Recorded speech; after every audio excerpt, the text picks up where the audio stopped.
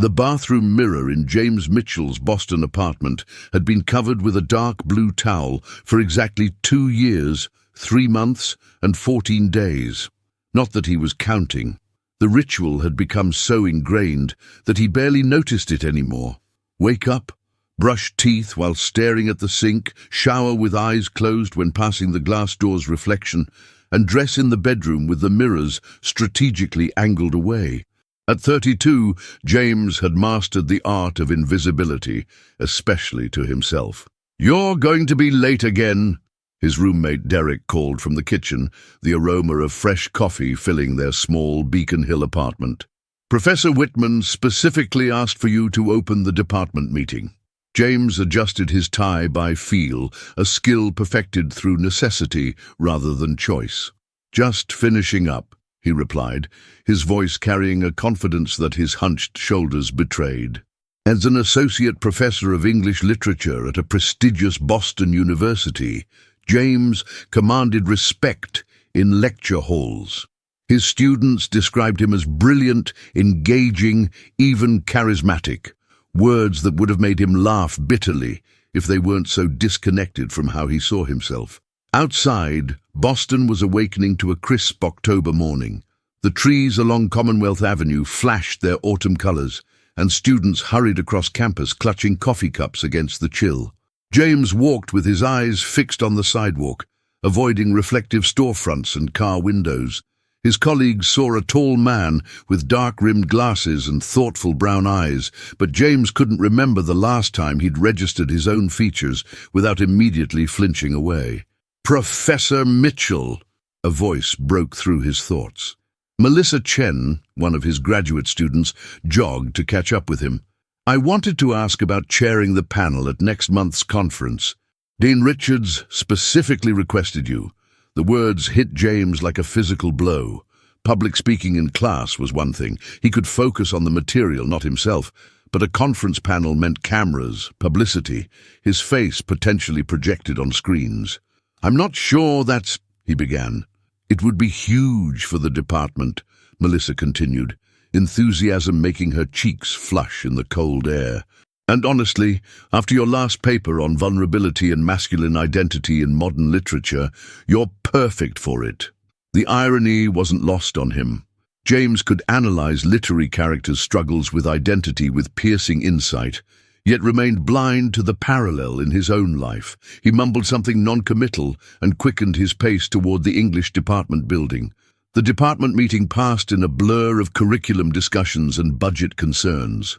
James spoke when required, his academic mind functioning on autopilot while another part of him spiraled at the prospect of the conference panel. When Dean Richards approached afterward, James braced himself. "Mitchell, just the man I wanted to see." The dean's handshake was firm, his smile genuine. "Heard you might be hesitant about the American Literary Association panel. Anything I can do to convince you?" James shifted uncomfortably. "I appreciate the vote of confidence, but I think Professor Abernathy would be better suited." "Nonsense. Your work on modern masculine identity is groundbreaking. Plus," the dean lowered his voice conspiratorially, "there's a fellowship position opening up. Very competitive. High-profile opportunities like this panel could make all the difference for candidates." A fellowship. The career advancement James had worked toward for years. The path to tenure, financial stability, and yet the thought of standing before hundreds of academic peers, being photographed, being seen, made his stomach clench painfully. "I'll think about it," James managed. That evening, as James picked at his takeout dinner, Derek watched him with barely concealed concern. They'd been friends since graduate school, and Derek had witnessed the gradual intensification of James's self-image issues over the years. "So, what's got you looking like someone cancelled Christmas?" Derek asked, stealing an egg roll from James's container. James sighed. "They want me to chair a panel at the ALA conference." "That's fantastic!" Derek's enthusiasm faded when he saw James's expression. "Or not? It's a big opportunity. Could help with the fellowship application. But I can't do it, Derek. You know I can't." The words came out more desperate than James intended. All those people looking at me, judging me. Derek set down his chopsticks. James, you're brilliant at what you do. Your students adore you. When are you going to see what everyone else sees? That's just it, James whispered, staring at his hands. I don't know how to see it. I haven't really looked at myself in years. After Derek retreated to his room, James found himself standing before the bathroom door, heart pounding. Something about the day, the panel request, the fellowship possibility, Derek's words, had created a perfect storm inside him. With trembling fingers, he pushed the door open and approached the still-covered mirror. His hand hovered over the edge of the towel. Just one quick look, he told himself, but as his fingers grasped the fabric, panic surged through him. Images flooded his mind. The high school bullies who'd mocked his lanky frame, the college girlfriend who'd ended things with, "You're just not what I pictured myself with," the countless social media posts celebrating physical ideals he could never achieve. The towel stayed put. James retreated, his breathing ragged, but as he closed the bathroom door, a notification lit up his phone, an email from Melissa with the subject line, "Conference panel, materials needed, plucks your headshot." James slid down against the wall, clutching his phone. He'd reached an impasse. His career trajectory, the fellowship, everything he'd worked for professionally, now collided directly with the walls he'd built to protect himself. Something would have to give. "Think of it as exposure therapy," said Dr. Sarah Lawson, her voice calm and measured as she adjusted her glasses. The morning light filtered through the blinds of her Cambridge office, casting parallel lines across the polished hardwood floor. Small steps, consistently taken. James shifted uncomfortably in the leather armchair. After 3 sleepless nights following the conference panel request, he'd finally called the therapist, whose card had been sitting in his wallet for over a year. A recommendation from the university's health services that he'd repeatedly ignored. "I've tried before," James admitted. "It never sticks. I see something different than what others claim to see." Dr. Lawson nodded. "Body dysmorphic disorder often works that way. Your perception becomes distorted, focusing on perceived flaws that others don't notice or find significant. So I'm just imagining it." James couldn't keep the edge from his voice. "No, what you're experiencing is very real to you, but perception and reality can diverge." She leaned forward slightly. "Let's start with understanding when this began." James traced the pattern back, the teenage growth spurt that left him towering awkwardly over classmates, the acne that had eventually cleared but left emotional scars deeper than the physical ones, the constant comparisons to his athletic older brother. Each memory unearthed another, forming a constellation of moments that had shaped his self-perception. "The conference is in 5 weeks, James said finally. "Even if I wanted to change, that's not enough time." "This isn't about changing for the conference," Dr. Lawson replied. "It's about beginning a process for yourself. The panel is just a concrete goal to work toward." As James left the session with a homework assignment, 10 seconds in front of the mirror, just focusing on his eyes, his phone buzzed. A text from an unknown number. "Professor Mitchell, this is Emma Reyes from the Writing Center.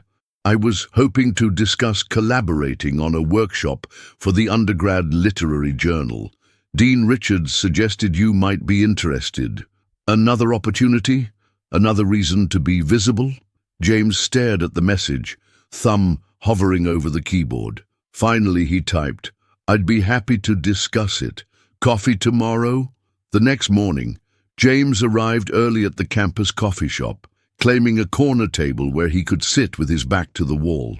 He'd managed 5 seconds in front of his bathroom mirror that morning, half his assignment, but still more than he'd accomplished in years.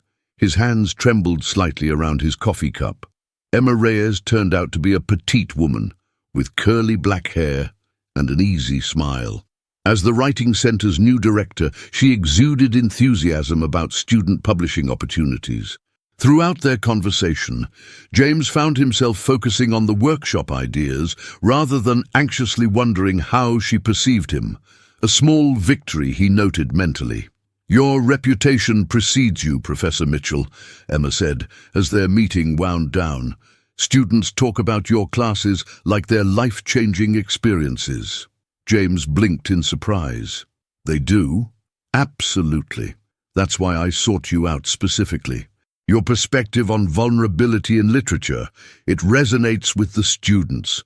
They say you help them see themselves in the texts." The irony wasn't lost on James. He helped students find themselves while remaining lost himself. Back in his office, James stared at the fellowship application on his computer screen. The required materials included a current CV, research proposal, recommendation letters, and the item that made his palms sweat, a professional headshot. The submission deadline loomed just 2 weeks before the conference. That evening, James stood in his bathroom for the full 10 seconds, forcing himself to look at just his eyes in the small portion of the mirror he'd uncovered.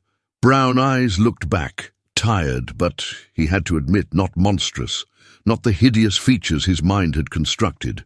Over the next week, James expanded his mirror exercises gradually, uncovering more of the towel each day. He began attending weekly therapy sessions, exploring the roots of his distorted self-image, and learning cognitive techniques to challenge negative thoughts. The process was exhausting, often leaving him emotionally drained. "You seem different," Derek commented one evening as they watched a Celtics game. "Good different." James considered this. "I'm trying something new." "The mirror." James nodded, surprised by his roommate's perception. "About damn time," Derek said, clinking his beer bottle against James's water glass. "So you're doing the conference thing?"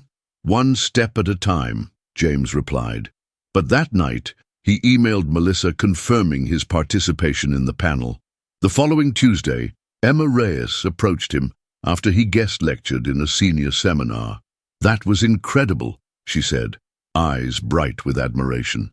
"The way you connected Baldwin's outsider perspective to contemporary identity formation, the students were captivated." Something warm unfurled in James's chest.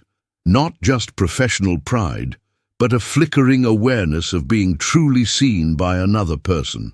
When Emma suggested dinner to discuss the workshop further, James surprised himself by accepting. "I know a great Ethiopian place near Davis Square," she said. "Friday at 7. As James walked home that evening, he realized with a start that he'd agreed to a social situation that felt dangerously close to a date. The thought should have terrified him. Instead, he felt a curious mixture of anxiety and anticipation. That night, he stood before the mirror with the towel completely removed for 30 full seconds, forcing himself to look at his entire face. The dark hair that needed a trim, the slight shadow of stubble, the lines beginning to form around his eyes. Not a monster, just a man. The key is focusing on what your body can do, not just how it looks, explained Marcus, the personal trainer James had reluctantly agreed to meet through the university's wellness program. Function over form, though the form often follows. The campus fitness center hummed with early morning activity, students and faculty squeezing in workouts before classes. James had deliberately chosen the 6 a.m. slot to avoid crowds, yet still felt exposed in athletic wear, surrounded by mirrors and fit bodies. "I'm not looking to become a bodybuilder," James clarified, tugging self-consciously at his t-shirt. "I just need to feel more comfortable." Marcus nodded. "Most people who come here aren't trying to look like magazine covers. They're working on strength, endurance, mental clarity. The aesthetic changes are just bonuses." Over the next hour, Marcus guided James through basic movements, assessing his current fitness level and designing a beginning program. To James's surprise, the trainer never once commented on his appearance, focusing instead on proper form and sustainable habits. 3 times a week to start," Marcus said as they wrapped up. "Nothing extreme. Consistency beats intensity every time." As James showered in the locker room afterward, he kept his eyes forward, avoiding the wall of mirrors, a small regression after weeks of gradual progress, but he recognized it without self-judgment, a technique Dr. Lawson had been working on with him. The dinner with Emma had evolved into a weekly occurrence, their conversations extending beyond workshop planning to literature, films, and increasingly personal revelations. James found himself sharing carefully edited versions of his struggles, testing the waters of vulnerability with someone outside his immediate circle. "My brother was the family golden boy," he explained one evening over dessert at a small Italian restaurant. "Star athlete, prom king, the works. I was the awkward bookworm who couldn't catch a ball to save his life." Emma tilted her head thoughtfully. "And yet you're the brilliant professor with publications and a devoted student following, while he's a successful orthopedic surgeon," James finished with a self-deprecating smile. "Of course he is," Emma laughed. "But my point stands. You've built something meaningful. Your work touches people's lives. That matters." The conference loomed 3 weeks away when Dean Richards cornered James after a faculty meeting. "Heard you confirmed for the panel. Excellent decision. Now, about that fellowship application, how's it coming along?" "Almost complete," James replied, surprised to realize it was true. The research proposal was finished, recommendation letters secured, only the headshot remained. That weekend, James found himself sitting in a professional photographer's studio in downtown Boston, heart pounding as he contemplated bolting for the door. "Just relax," the photographer, a middle-aged woman named Diane, advised. "We'll take dozens and find the ones that capture the real you." The real me, James thought wryly. If only I knew who that was. But as the session progressed, James gradually relaxed under Diane's casual direction. She showed him a few preliminary shots on her camera screen, and while his first instinct was to recoil, he forced himself to look objectively. The man in those images didn't match the distorted creature in his mind. He looked professional, even approachable. "Your eyes are very expressive," Diane commented. "That's a gift for photographs." The completed fellowship application, headshot included, was submitted the following Wednesday. James celebrated the milestone with a longer gym session, finding unexpected satisfaction in the growing strength of his body. The physical discipline had begun, providing structure that helped manage his anxiety, the endorphins offering temporary relief from self-critical thoughts. As the conference date approached, James worked with Dr. Lawson on visualization techniques and practical strategies for managing panel anxiety. "Remember, most people in the audience are focused on the content, not scrutinizing your appearance," she reminded him during their session. "And those who do notice you are far more likely to see a confident academic than to focus on any perceived flaws." 2 days before the conference, Emma invited James to a small gathering at her apartment, a celebration for the successful launch of the undergraduate literary journal they'd collaborated on. "Just a few colleagues and students," she assured him, very casual. The social situation would have been unthinkable months earlier, but James found himself accepting without hesitation. That evening, he stood before his bathroom mirror, fully uncovered for weeks now, and looked at his reflection with deliberate attention. The face looking back was becoming familiar, less a stranger to be feared than a companion on this journey. At Emma's gathering, James navigated conversations with surprising ease, discussing student writing with genuine enthusiasm. When Emma introduced him to her friends as the brilliant professor who made this journal possible, he felt a flush of pleasure rather than discomfort at the attention. Later, as the party wound down, Emma walked him to the door. "You know," she said quietly, "when we first met, you could barely maintain eye contact. Now look at you." "Trying to, actually," James replied with unexpected honesty. "Looking, I mean, at myself." Emma's eyes softened with understanding. "I'd like what I see," she said simply. "I hope someday you will too." The moment stretched between them, fragile and significant.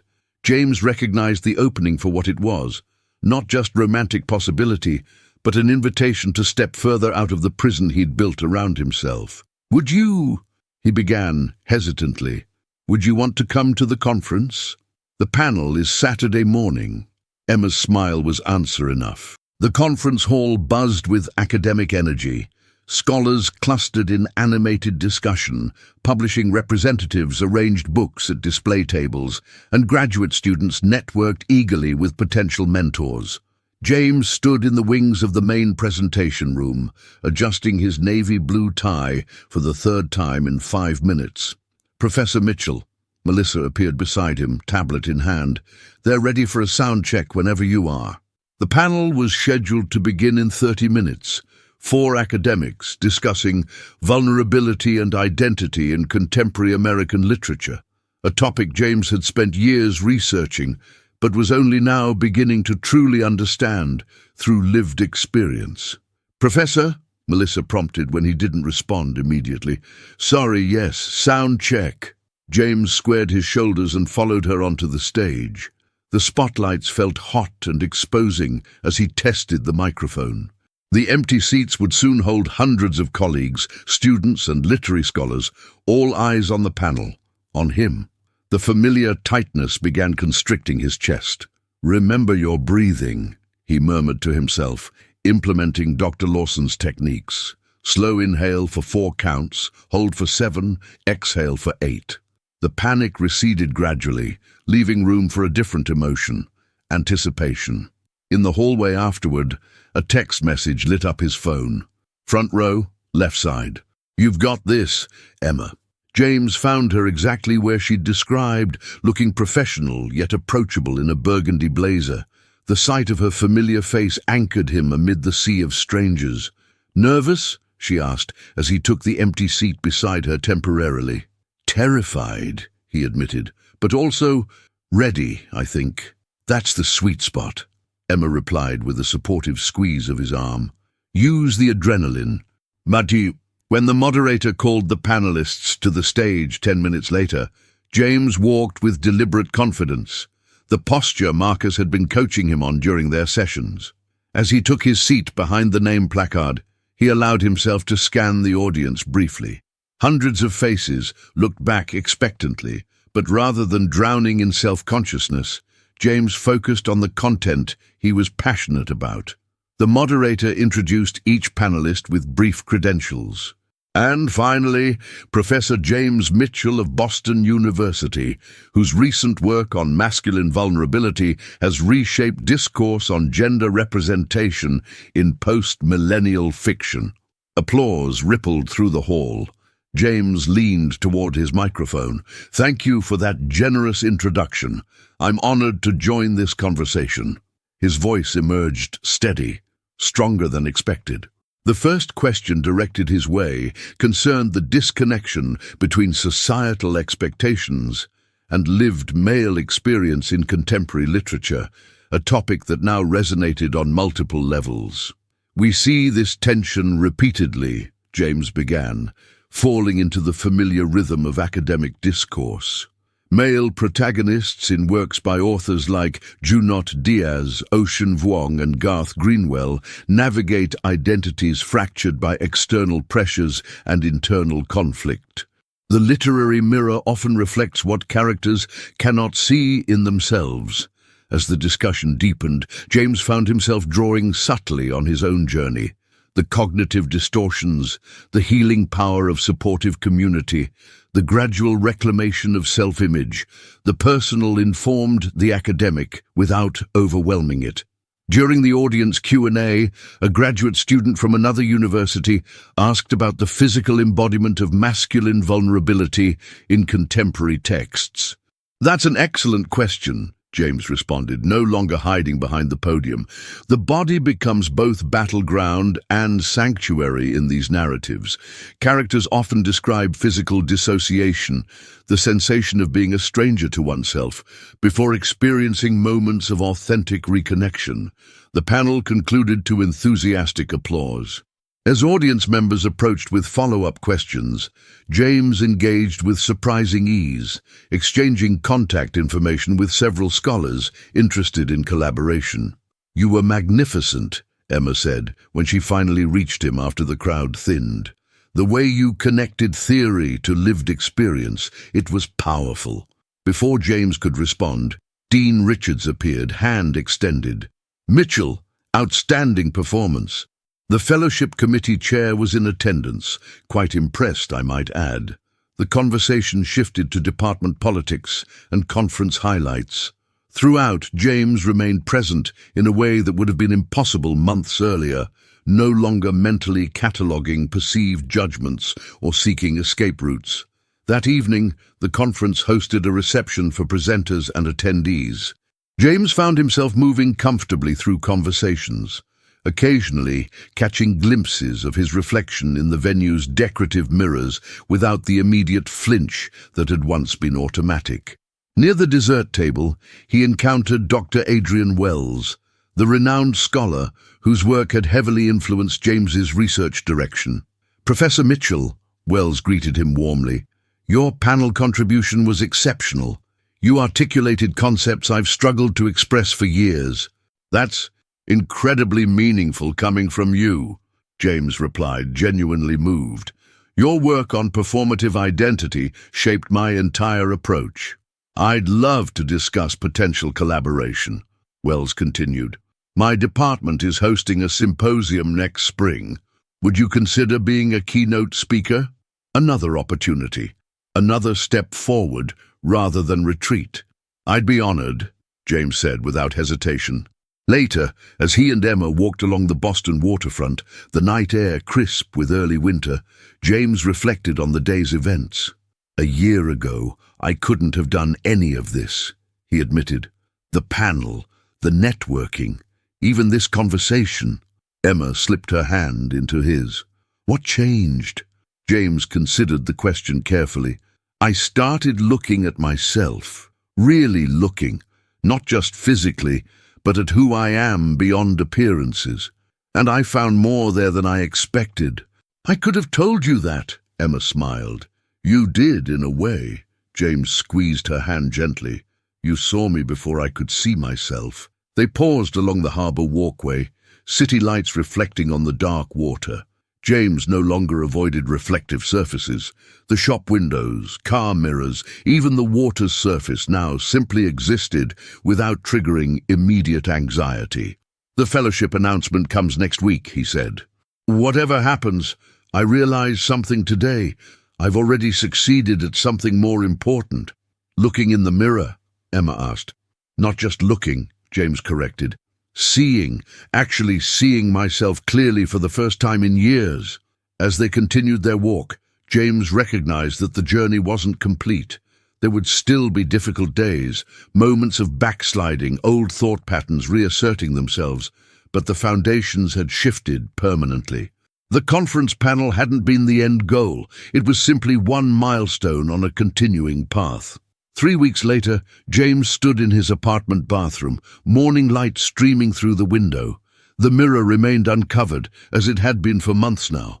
His reflection showed a man in running clothes, prepared for his morning workout with Marcus, another habit that had become part of his new normal.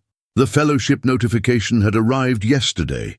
He'd been selected from among dozens of applicants.